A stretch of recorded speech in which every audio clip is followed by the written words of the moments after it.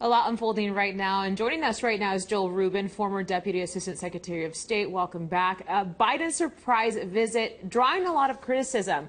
Like you just heard, there are now calls for more oversight of aid being sent. Do you agree with this?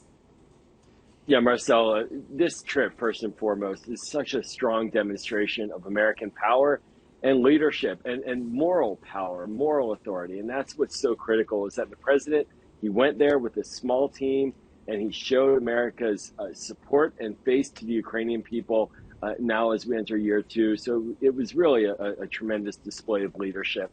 Regarding the questions for oversight, there are good faith questions and bad faith questions. And the good faith questions, like the former Inspector General of Afghanistan, he certainly understands corruption and waste, fraud, and abuse, and we should listen to him. And I think that the Pentagon is continually tracking. There's always concerns about money going into the wrong hands or not being spent wisely, and that's a useful exercise. It's good for American taxpayers to know their money's being spent well.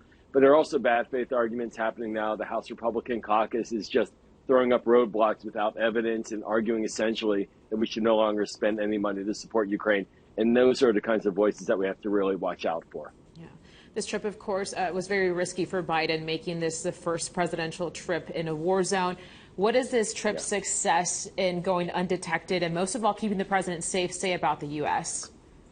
I mean, what a sneak out, right? He apparently left the White House at 4 a.m. in the darkest period of night. And it had taken months to plan. And what it says is that the United States is there and not going anywhere. And it also sends a signal to our NATO allies who just met over the past couple of days with Vice President Harris at Munich. And again, as well, to our allies now on the eastern flank of NATO called the B9, the Bucharest 9. The president tomorrow is going to speak in Warsaw. Then he's going to meet with these leaders from the eastern part of Europe. And he's telling all of them by being there in person that the United States is standing strong with Ukraine. We want your support and we're here to support you. And it really is a galvanizing moment. Yeah. We did have a lot of people turning their heads when we found out that the White House gave Russia a heads up on the president's visit. So what did that move signal to you? Yeah, no, that was very important operationally, as your piece described. We have F-22s flying. We had them flying overhead while the president was traveling on the ground. And the last thing we want is an error and some kind of conflict between American and Russian forces, some uncertainty about who is up there and why. So that's why there was a call. It's an operational military discussion. It's prudent. It's not asking for permission, and it's not giving much of a heads up. It's just saying, you're going to see our planes. Our president's going to be there, and don't get alarmed and don't do anything stupid. And fortunately, nothing bad happened. Yeah, a good heads up there.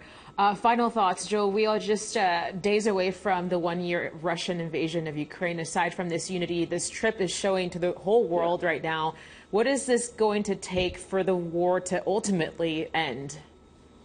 Yeah, Marcel, this is really going to be a very, very intense year. This is going to be a year where we're going to see a lot more military engagement on the ground.